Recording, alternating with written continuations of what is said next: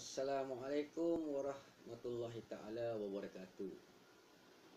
Pada semua sahabat-sahabat bicara akhir zaman yang dihormati, yang dimuliakan oleh Allah SWT, sahabat-sahabat yang sangat ana hormati dan sayangi. InsyaAllah pada video ini ana akan berkongsi berkaitan sejarah zaman Khulafur Rashidin, ya. Ana akan berkongsi kisah berkaitan mahkota Kisra, ya. Mahkota Kisra. Bismillahirrahmanirrahim. Alhamdulillah wahdahu wa asyhadu an la ilaha illallah wa anna Muhammad abduhu wa rasuluh sallallahu alaihi wa ala alihi wa sahbihi wa man tabi'in huda ila yaumi yalqauhu. Innallah wa malaikatahu yusholluna 'alan nabi ya ayyuhallazina amanu shollu 'alaihi wassalim mutaslima.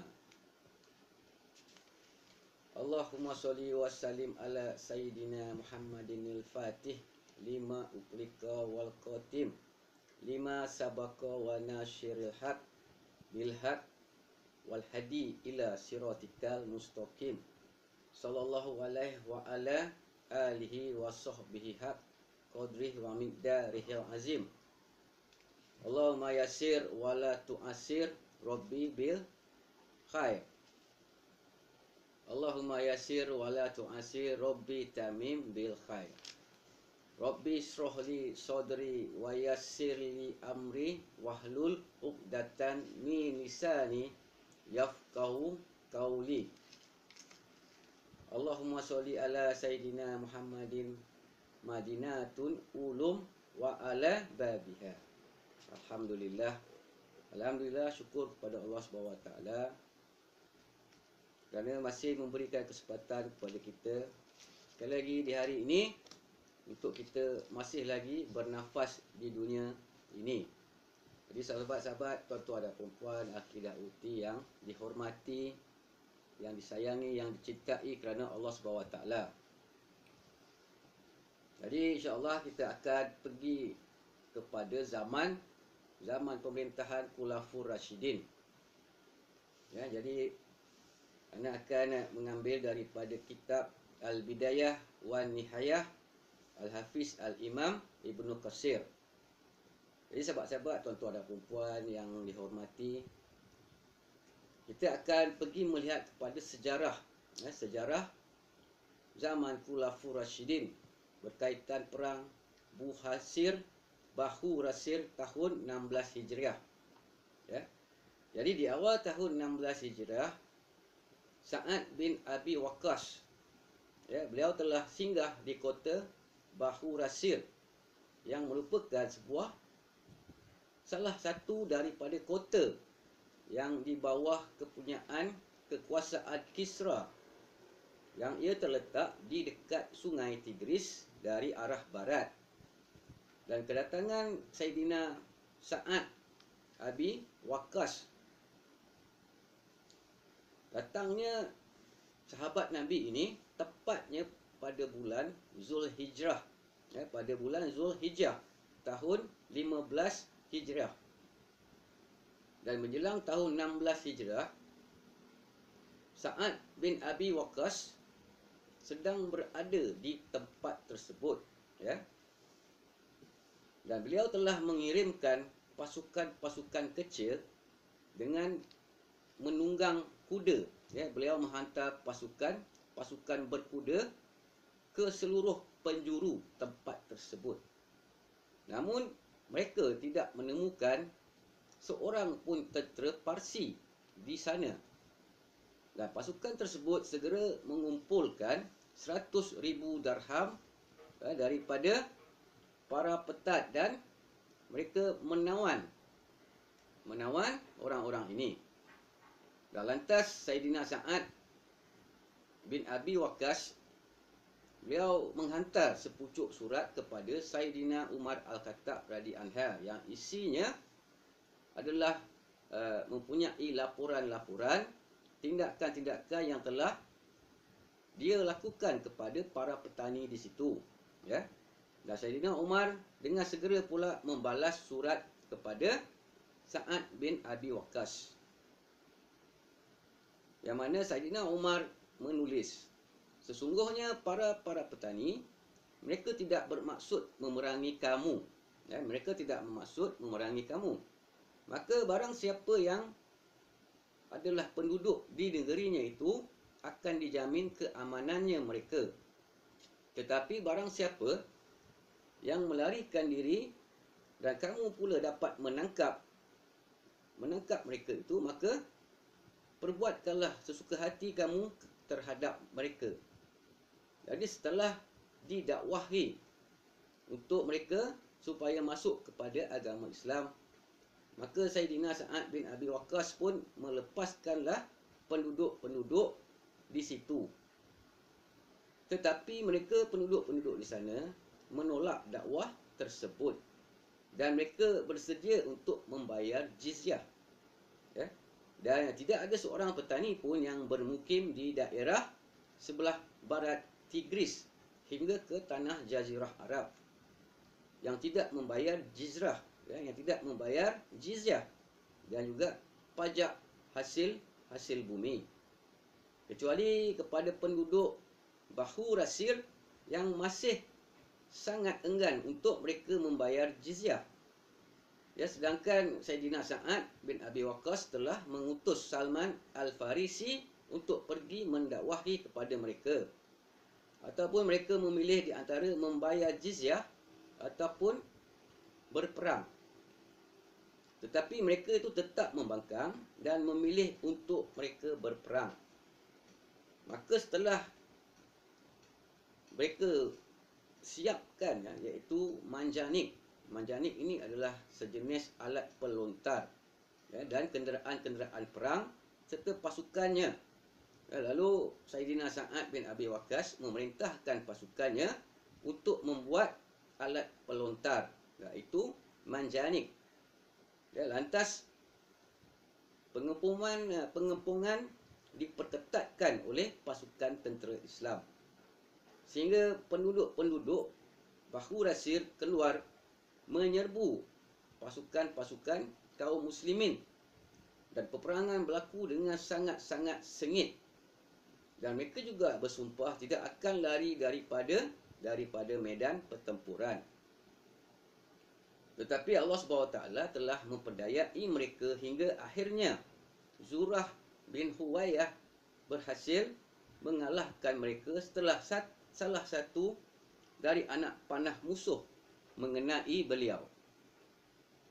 Dan walaupun di dalam keadaan yang terluka, dia masih lagi mampu untuk mencabut banyak nyawa tentera-tentera Parsi ini. Ya.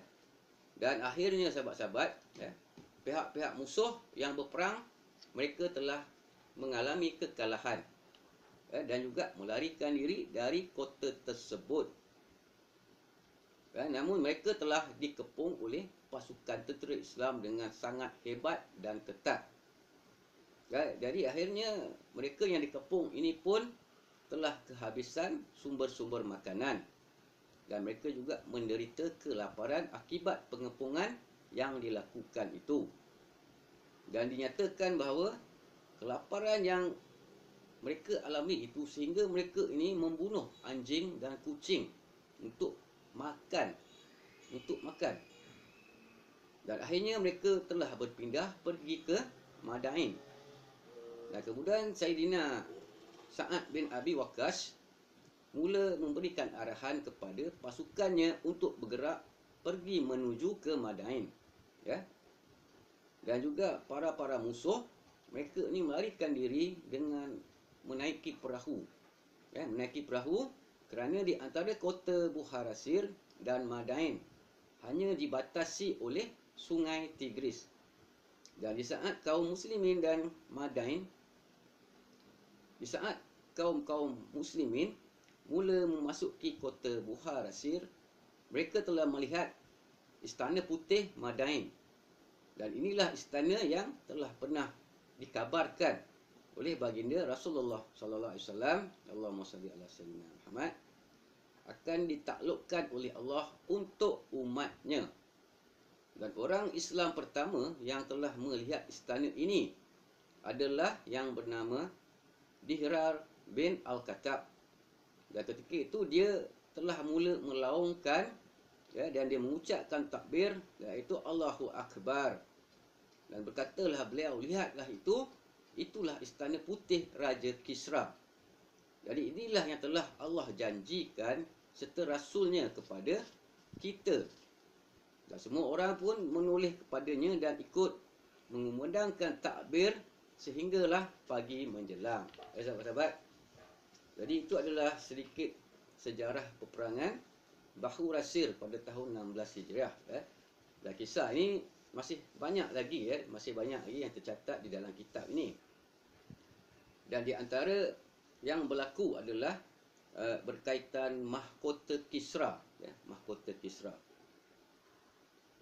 Jadi dari seluruh harta-harta benda yang telah pasukan muslimin ini kumpulkan, jadi di dalam harta-harta itu terdapat sebuah mahkota Kisra, yang mana mahkota ini dibalutkan dengan batu-batu permata, batu-batu permata yang membuatkan mahkota itu kelihatan mulia, cantiknya, dan menjadi kagum kepada setiap mata manusia yang memandang kepada mahkota Kisra ini.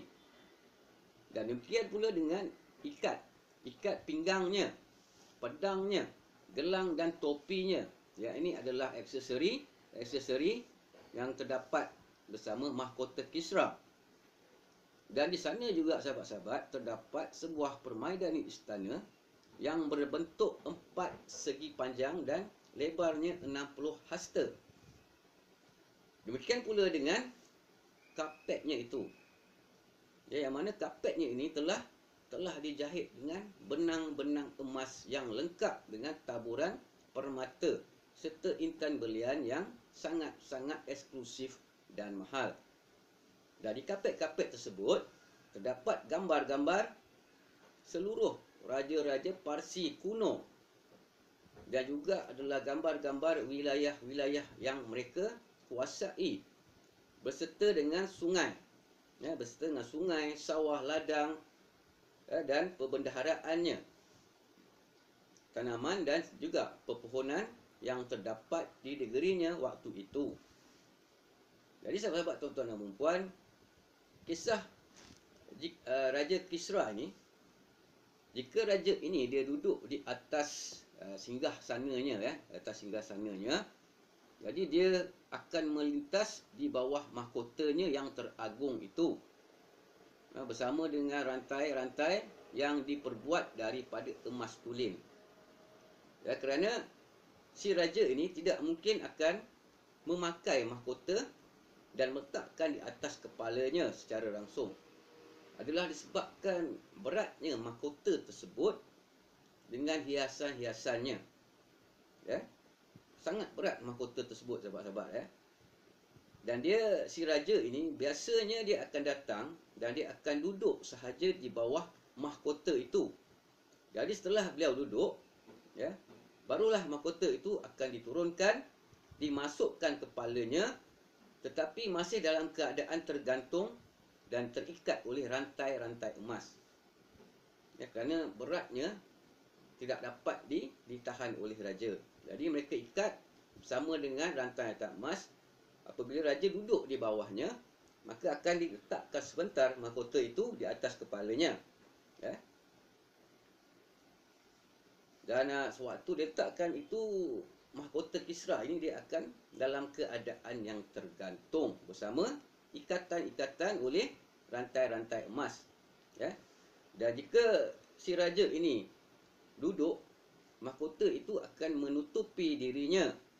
Dan jika ia diangkat, ketika seluruh panglima dan para pemimpin yang melihat perkara ini, mereka akan sujud hormat kepada si raja.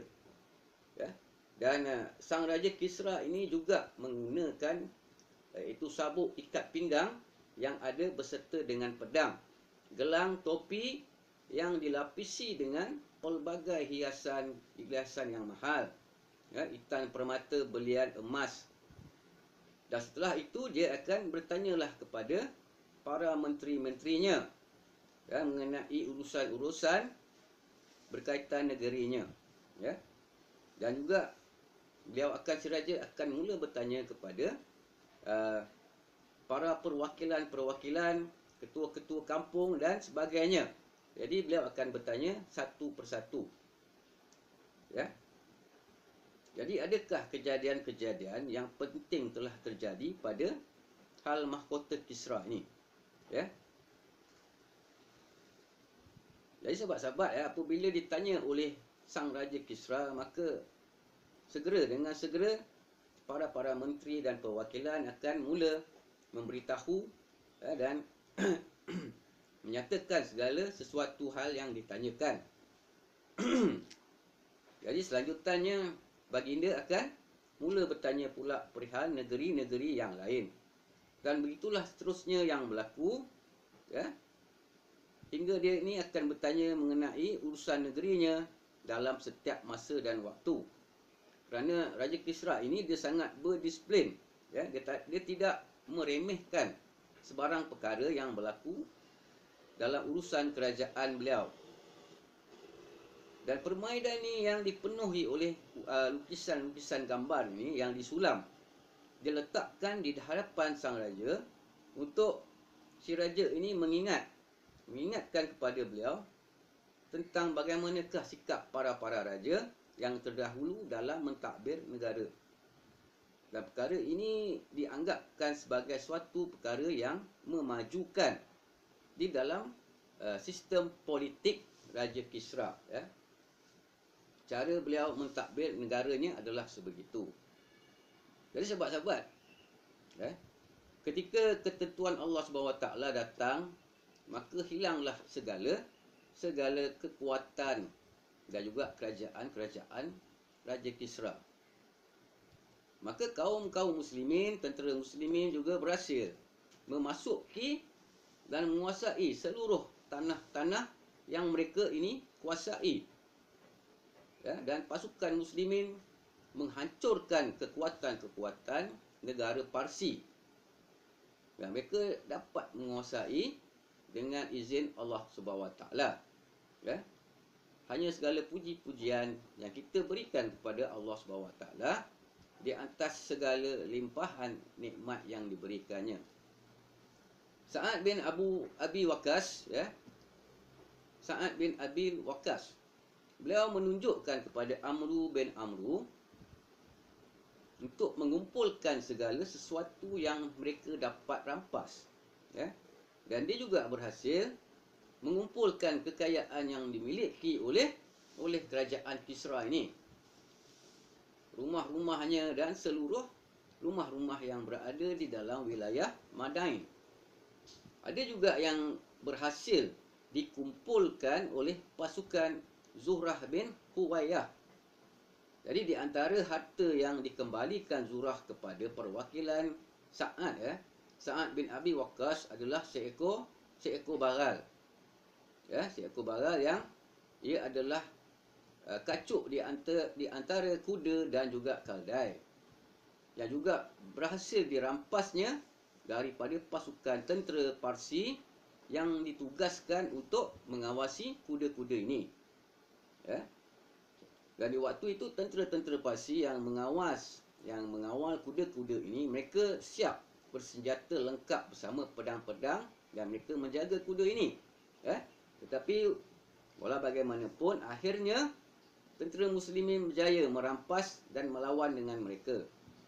Dan Huwaiyah berkata, baral ini pasti pernah membawa banyak barang-barang yang berharga, ya. Ketika baral tersebut diserahkan kepada para petugas yang sedang mengumpulkan barang-barang mereka, dan mereka ini mendapatkan di atas haiwan ini, iaitu baral ini, ada 2 guni, yang mana 2 guni ini ia berisi pakaian-pakaian Kisra, ya. Dan ada juga perhiasan serta pakaian kebesaran raja, ya.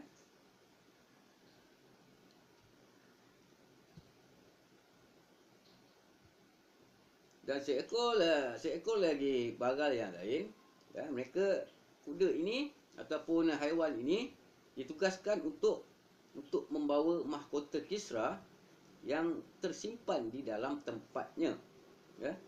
Dan hasil-hasil tersebut juga berhasil diambil oleh kaum muslimin yang berada di jalan. Ada juga yang berhasil direbut oleh pasukan-pasukan tentera kecil kaum muslimin, ya, di jalan-jalan.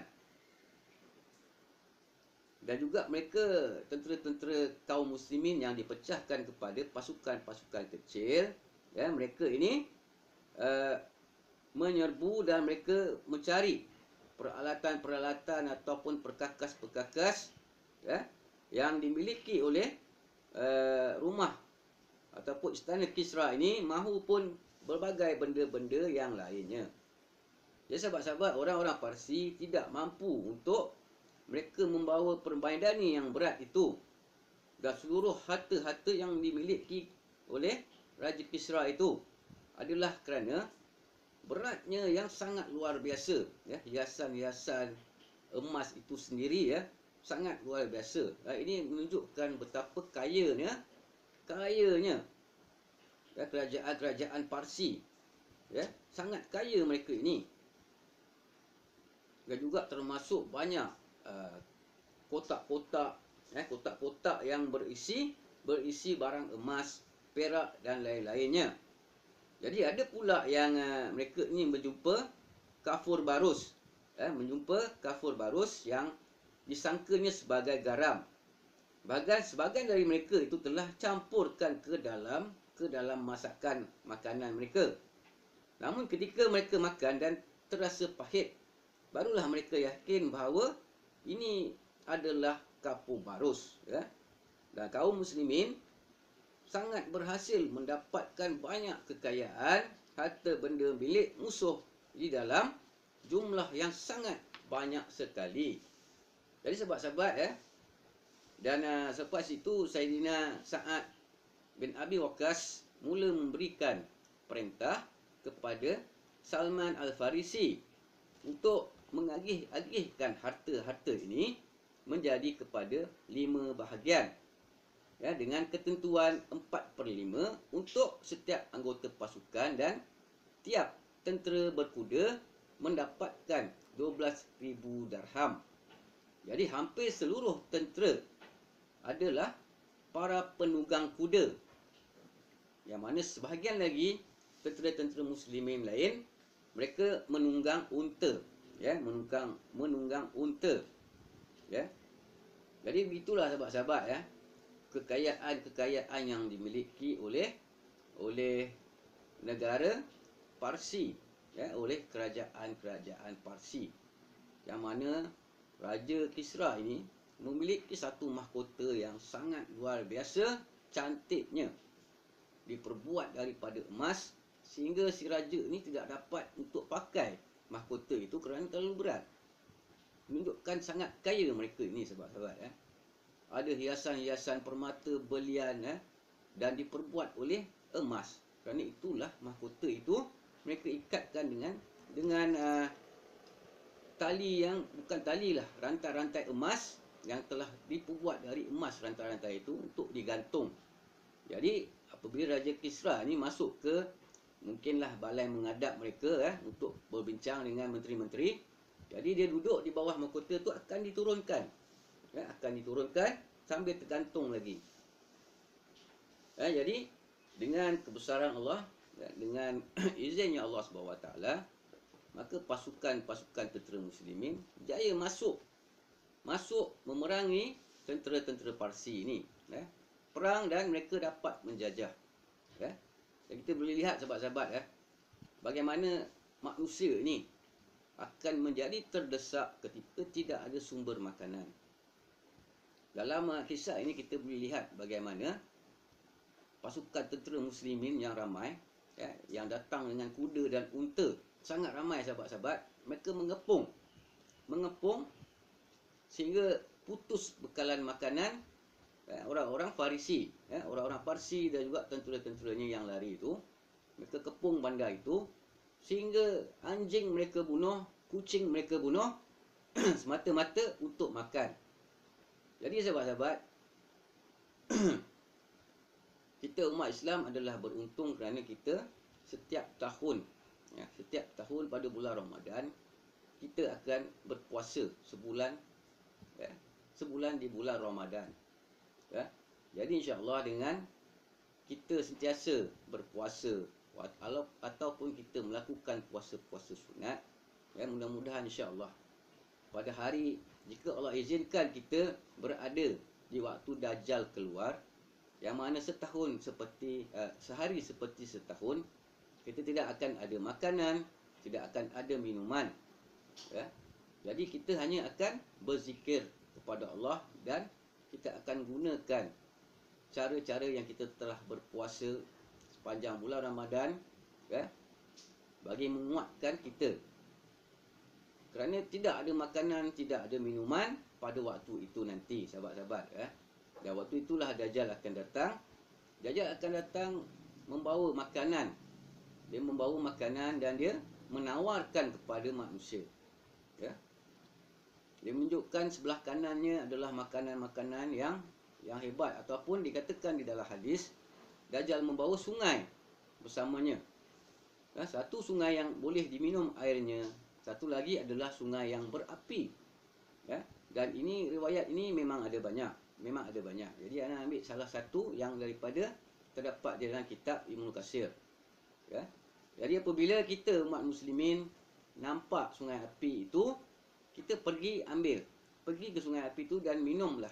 Yakin kita kepada Allah Subhanahu Wa Taala, kerana apa yang dinampakkan api itu adalah sihir yang dilakukan oleh Dajjal. Ya sahabat-sahabat, tuan-tuan dan puan-puan, insya-Allah ini sebahagian daripada sejarah-sejarah sewaktu pemerintahan zaman Khulafaur Rasyidin. InsyaAllah kita akan berjumpa lagi pada video yang akan datang.